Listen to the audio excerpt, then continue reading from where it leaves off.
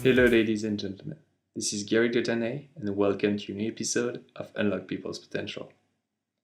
I was very excited to have Laura Ries on Unlock People's Potential because positioning is very important for anybody who wants to build a successful business. And guess what? Laura Ries is the expert on the topic. She's a marketing strategist, best-selling author, and daughter of Ries, who is famous for having popularized the concept we all know and talk about, positioning. So, together with Laura, we dug into many interesting topics, like how to position your brand, how you can use what Laura calls a visual hammer to reinforce your positioning, what to do when you have to compete with a leader in your market, how to build a brand from scratch, and much more. So, without further ado, welcome to today's episode.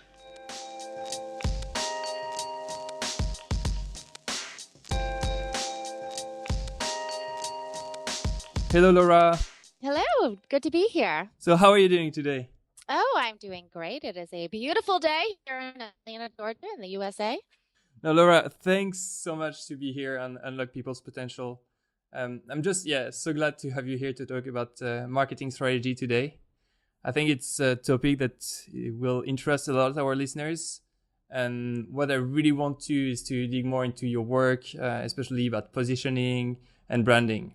Yes, absolutely. It's what I do every day and have been for over 2 decades. And it's my life's work. And I think an important part of companies' element of success that they get the marketing right. Now that sounds amazing. And so, Laura, you're a marketing strategist, as you said. You're an expert in the field. You have been working a lot in this area, and you have helped many companies, especially regarding positioning. Mm-hmm. And positioning is a concept that your father popularized in the 70s. Is it right? Of course, yes. Well, my father, if you don't know, I know you know, but if the audience doesn't know, my father is Ries. And I have the honor and privilege of working together with him. And, Ries really became very well known in the advertising and marketing world because he developed an idea called positioning. Now, it's a word we use very commonly today, but it was first coined by him in a series of articles that appeared in Advertising Age, our leading advertising and marketing magazine, back in 1972. And he had, been developing this. That he had a business-to-business advertising agency. It was not very well known, but this idea something that they pioneered. And what was positioning? Well, at the time, I mean, companies thought of marketing and advertising as communicating out what you did. So you figured out who your brand was, what your product or service is, and you communicated it out. And that was the best way to market. Well, they took a different approach and they said it's not about communicating out. The most important thing about marketing is the mind of the consumer and looking inside that mind and finding an open hole or a position that you can own. Now, the other thing about a position is if it is taken by another company, it's going to be impossible for you to own it. Listen, today you say search and everybody says Google, right? Google owns search, the search position in the mind. And so therefore, Microsoft comes out with Bing, they go nowhere because that position is already taken. In order for Microsoft Bing to get in the mind, they would have to do something slightly different in order and find an open hole that they could occupy. You can't take something over from somebody else. So this idea about positioning, really took hold, especially because at the time, everything was about in advertising was about creativity, that it was the creativity of your advertising and messaging that made you successful. When they showed the world that, in fact, no, it was most important to best position your product in the mind of the consumer, and then use advertising to reinforce that position. And that over the decades, and they came over with a book called Positioning that sold many millions of copies worldwide, that went over the principles and became really a staple in how people thought about marketing. And so he is that was the first book, and it's been now many decades and several books later. He's written 11. I have written 6. We've written 6 together, and really been developing further positioning into to other ideas, including focus and origin of brands and immutable laws of branding and other ideas that we've since added. And that's such an amazing work, Laura. And I really recommend to our listeners to like get a look at all of the books. And obviously, we'll link the books in the show notes. So yeah, stay tuned. Great. Yes, it's there's a lot, we love sort of, breaking down the principles of marketing and branding to help companies better understand them and then giving them practical things they can do to help with their brand. So that's really important. And yeah, Laura, talking about practical things, you mentioned that you need to find a hole in the mind of the customer, and if actually the position is already taken, like Google and Bing, you can't really own the word yourself. So what can you do when someone is already leading a category and has taken this position? Well, the first thing that's important to realize is we call it the law of duality. That in any category, long term, there tends to be two dominant brands, and then a host of small ones. So important to want to be one or two in that category because those are going to be the reality is when a category first takes off, there tends to be many brands. So think about example of energy drink. This was a totally new category. I mean, it's not, terribly revolutionary like the internet. I mean, it's some vitamins, a lot of caffeine, and sugar, which is what Red Bull is. So Red Bull, the category called energy drink. It was a drink that was popular in Thailand. Austrian entrepreneur saw that and said, you know what, that would make a good worldwide brand. He made a deal with the company and marketed worldwide as Red Bull. It was Krating Dang, as a matter of fact, in Thailand, and translated, it is Red Bull. So he took that and new category. It was the funny thing about Red Bull is they did marketing tests. He did research. The problem is with research, it's very hard to have people predict what they will do because they didn't understand Red Bull. They thought it tasted bad, it was too expensive, the can was small. They didn't get it because they into the mind first. And that's what Red Bull eventually did. They created the category, they got into the mind, establishing this new category called energy drink and being very successful. All right, everybody knows that's part of the story. Now, the second part is what if you wanted to also get into the energy drink market? What are you going to do? Most of the competitors did the logical thing. They said, all right, we'll do energy drink, but we'll do it better. Right? So they said it was going to taste better, it would be more energy, and essentially copied much of what Red Bull was doing. Especially they copied that 8.3-ounce can, that small size can, which was, a unique identifier when you saw Red Bull. And also, conceptually thought it was more powerful because he couldn't drink too much of it, right? Everyone copied the can. They copied with, generic energy type names, and this tastes better, it works better, yada, yada, yada. That's not the way to become successful. Me Too is not successful. Trying to say you're better or cheaper or this or that, not the way to be successful. The best way is to be the opposite of the leader. And that's what one company did, Hansen Energy Drink, or Energy Company, or what it was a drink company, but they launched a Hansen energy drink, but then they thought maybe we could do a better job with branding this thing. And they took the opposite approach of Red Bull. And what do I mean? Well, the opposite, well, they came with a monster size can, a 16-ounce can. And they came with a name that reinforced that large can, Monster, and they had the beautiful claw marks to illustrate it on the can. And today, Monster is actually a really strong number 2 brand to Red Bull by doing the opposite. And they trail the rest of them. Interestingly enough, Coca-Cola eventually jumped into the energy drink market. Their brands, KMX, Tab Energy, and Full Throttle have gone nowhere. Because they weren't early and they didn't do something different. They didn't position against Red Bull. And today, Full Throttle has a mere 1% of the market, which is terribly abysmal. From the world's largest beverage company that owns, by what some say, the world's most valuable brand, Coca-Cola. But it's not about money. It is about marketing, and it is about positioning, and getting the marketing and positioning and branding right, from the name to the visual to the package, is a really important element of success. And so, Laura, you just mentioned this idea of packaging. And in terms of positioning, you can position yourself with a word against a leader, or if there is a whole, put yourself as a leader in a category. And you came up with a complementary idea to your father's book. And your idea was this idea of visual hammer and creating a more emotional connection to the customer's mind. Can you tell us a bit more? Yeah, absolutely. Well, first and foremost, positioning was a verbal approach. It was about owning a word in the mind, and filling that position or hole with your word, whether it be your brand name or your position in the category. But more recently, the new idea that I've added with my book called Visual Hammer relates to the fact that you have one mind and you're trying to get into that mind, but in fact you have two brains. You have a right brain and a left brain, and they both very separate functions. They're connected and talk to each other, but the left brain is the analytical side.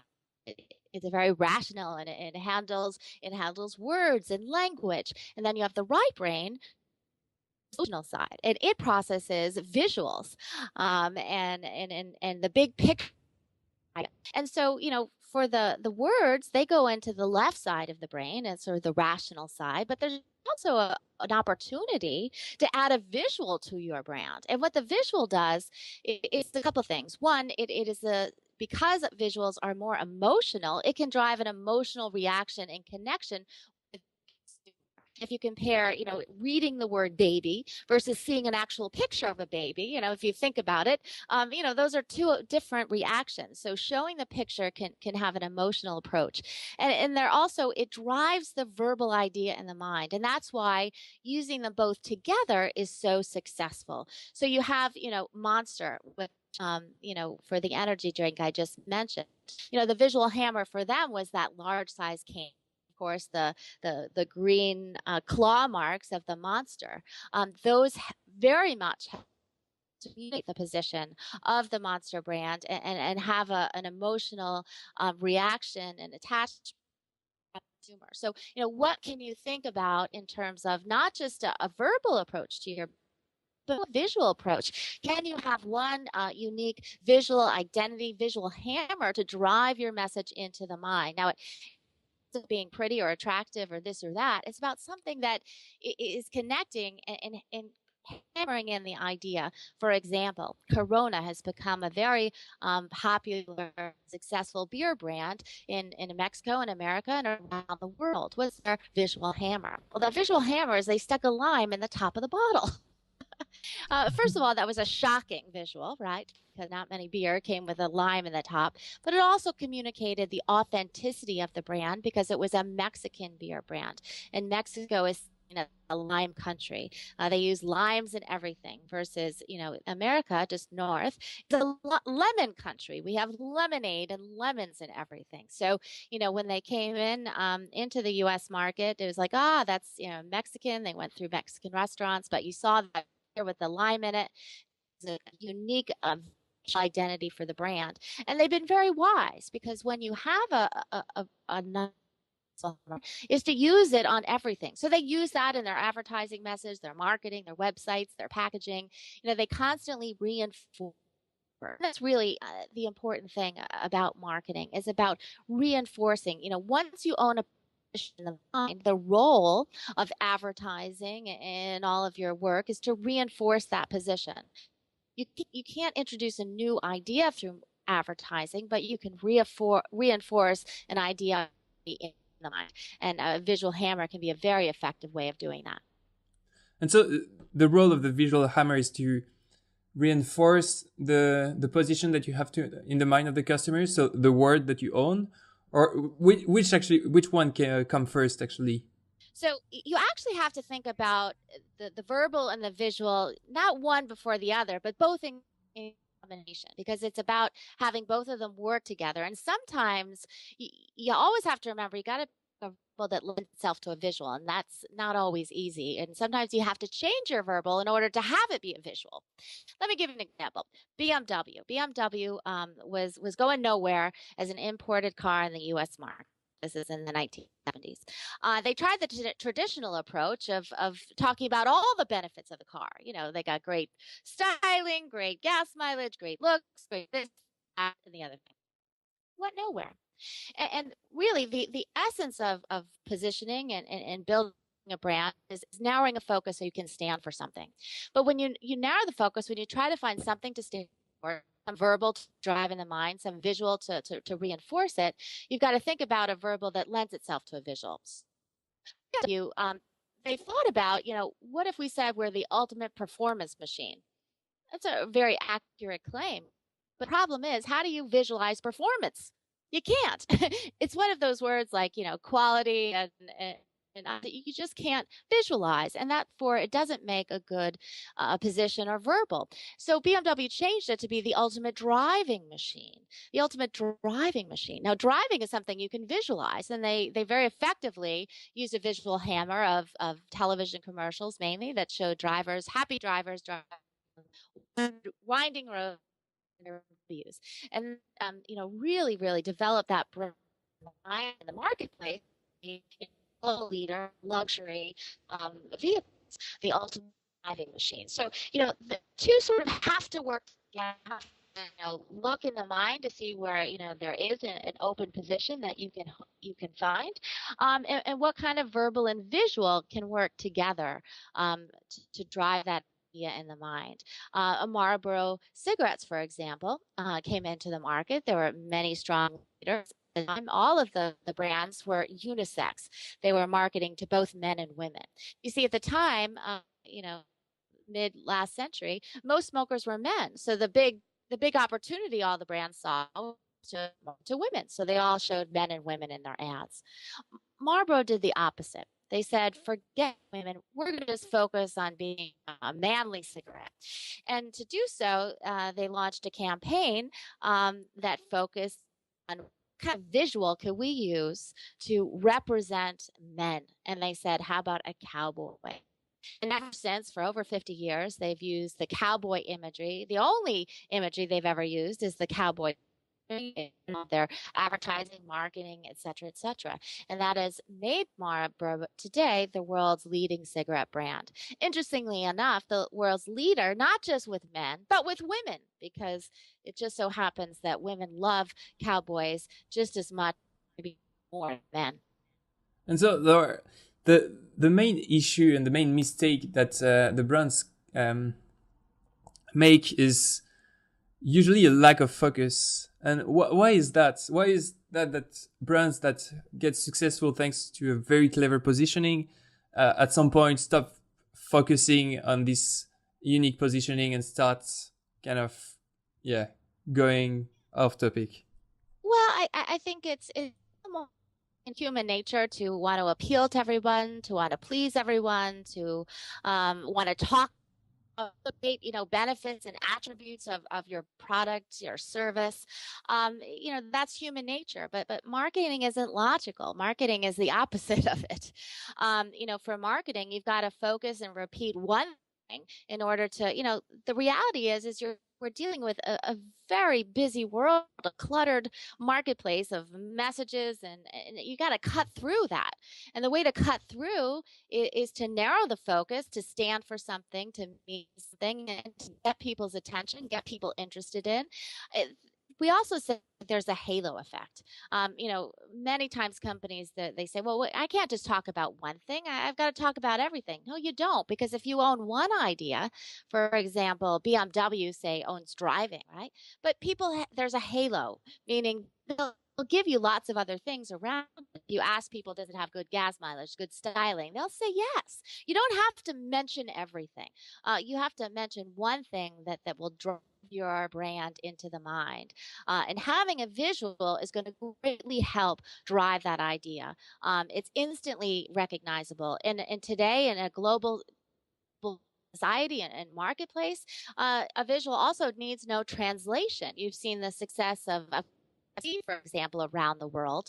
And the visual hammer of Colonel Sanders, the visual for that brand, from China to Europe to Africa to Asia, everybody knows who he is. There's no translation, and he's that visual. So that can be also very helpful in today's global marketplace. And so communicating the visual hammer and the positioning has become more and more difficult because you said, Laura, that there is a lot of clutter out there and marketers tend to speak very loud and to shout a lot. Yes, they do. And as a result, you proclaimed the end of advertising in one of your books, saying that PR was actually the way to go. So is today, like, what strategy should a brand have if they want to build a new positioning or for a new product, for example? Well, yeah, you're absolutely right. We wrote a book in 2002 called The Fall of Advertising and the Rise of PR, and we feel very strongly about that message. And it really comes down to not that advertising has no role to play. It certainly does, but it depends on where in the life cycle of that brand you are. The mistake companies make is trying to use advertising to build a brand. The mistake they make is trying to use advertising to drive a brand into the mind. It doesn't work. Why? Advertising has no credibility. Advertising is what you say about yourself. Whether it's, content you're creating on your website or, tweets you're making or advertising you're putting on TV. It's what you're saying about yourself. And that just, listen, that doesn't have a lot of credibility. What are you going to say bad stuff about yourself? Absolutely not. What you need to get into the mind is you need credibility. You need third party endorsement. You need somebody else to talk and tout your brand. And that's why we say when you're building a brand, first of all, brands take off very slowly. And so, the massive cost advertising carries is just not worth it. It's not going to pay off. They take off slowly because it takes a time to get into the mind of the consumer, and that's why. So they take off slowly. So you want to use PR to create credibility. Now, you can third party. It's basically third party endorsement that in the end you want to drive word of mouth. That's really the most powerful and effective way to build a brand. But how do you do that? So you want to have other people talking about you, whether it's traditional media, whether it's online media, someone else talking about you, and that's the way to really build that brand. Now, once established, hey, listen, brands need advertising to survive. Once established, there's not a lot of PR potential left. I mean, look, if you're Coca-Cola, the only kind of PR you're getting is lousy, right? About it's, sugar's killing us and obesity, yada, yada, yada. You need to use advertising at that point. And at that point, the best use of advertising, again, not to change your mind, but to reinforce what people already believe. If you're Coca-Cola, you want to use advertising to say Coca-Cola is the real thing. Today, Starbucks initially very big in PR. It was, all the buzz of the media was talking about, these $4 coffee drinks that people were carrying everywhere.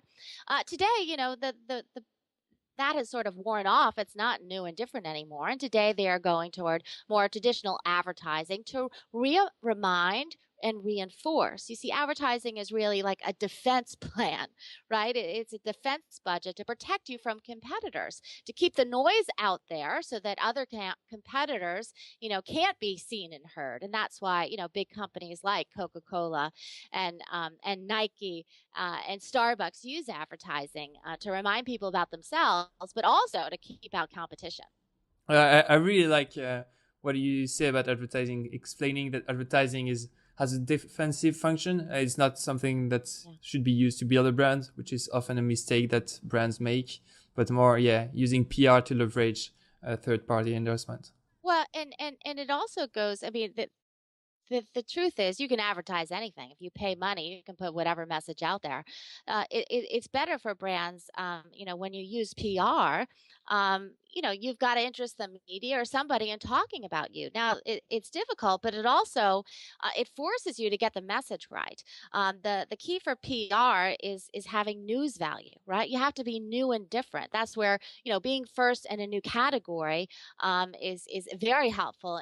And when you talk to the media and positioning it that way, of this is not just a better that, it's a totally new and improved category. Look at what Tesla has done. There's lots of car manufacturers have come out with their own electric car, version of existing models, but Tesla is totally focused on the electric car, and has gotten an enormous amount of PR around it, and I think has a great future because they're building a strong, powerful brand focused on electric. And I think you touched something else as well, especially with the story of Tesla, is that marketing. I mean, the communication layer of marketing is one thing, but what you also need is to have kind of a remarkable product or something that has a news value, as you said, something different. Well, yeah, and the reality is that customers don't care about brands. They really don't. They don't care about Red Bull or Starbucks or Twitter or Facebook. What consumers care about is categories, and those are brands that represent categories. Consumers get really excited about categories, whether it's energy drink or expensive coffee or short messages online or social media platform. And so the category is really the driving force, and you use your brand to represent and be the pioneer of that category and to stand for that category in the mind. The other thing you have to remember too is your brand is going to live or die based on the strength of that category. Listen, Kodak was one of the best brands in the entire world. Unfortunately, the Kodak people thought that Kodak stood for quality, which they wrote about, but it did not. It did not. Kodak stood for film photography. They own that category, and that category at one time was huge, very big and important. But then, we all know what happened. Digital photography came on the scene, and digital photography was a new category. And as a result, Kodak tried to jump into that new category with their film photography brand name. Now, listen, they had the technology, they had the people, they had the resources, but they had the wrong brand name. You can't change once a brand is so well established in the mind. You can't change what it stands for. You can't move it from film to digital. The company has since gone bankrupt. It was a total disaster.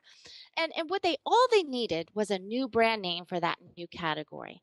It's what Toyota did. Toyota, cars from Japan were seen as, inexpensive, reliable, good cars, but not luxurious like the German cars. But Toyota wanted to come in with a luxury model, but they were smart. They didn't call it Toyota Super Plus. They called it Lexus. And not only that, they opened separate Lexus dealerships, ran separate Lexus advertising, really made no mention of the fact that, consumers never bought a Lexus because it was made by Toyota. They bought it in spite of the fact it was made by Toyota. That new second brand idea can be very effective for a company wanting to go into a new category, but doesn't have a brand name to do it. And so, just to summarize what you just said, Laura, the brand extension is actually a way to kill your brand, and what people should do is actually to create new brands when they want to conquer new categories. And actually, I have a question about Virgin, because it seems to be maybe the only exception that confirms the rule. Yeah. Well, I mean, listen, the laws of marketing aren't exactly the laws of physics. If you can find one example that goes against it, the law of gravity is kaput. In the laws of marketing, if you can find one example that it goes against the law that works for 99% of the companies, it doesn't make the rule invalid. Virgin exactly is goes against many of the rules that we've talked about, but there's also some differences with Virgin. For one, they have Richard Branson, who will do absolutely anything to get PR and spends a lot of time doing PR and getting his name in the paper and newspaper and books and everything else. So, that is a unique person doing a lot of publicity for the brand. And I also, it's a private company. You don't know exactly how profitable a lot of those brands are, those line extensions. I mean, how successful is Virgin Cola or Virgin Vodka or Virgin Wedding Dresses or some of the other brands that Virgin has stuck their name on? It's a licensing deal. And the Virgin Airlines, we always say, I mean, those slots at Heathrow are with a whole lot. And they certainly did a good job of positioning against British Airways and being, a very good opposite approach there, and did very well. But I don't believe that the line extensions are terribly successful at all, for the most part. And anything that they do sell is in fact generated by the enormous amount of PR that Richard Branson does.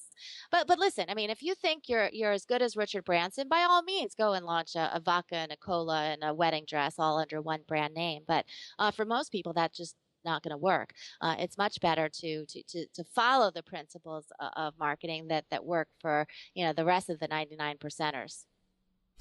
Well said, well said.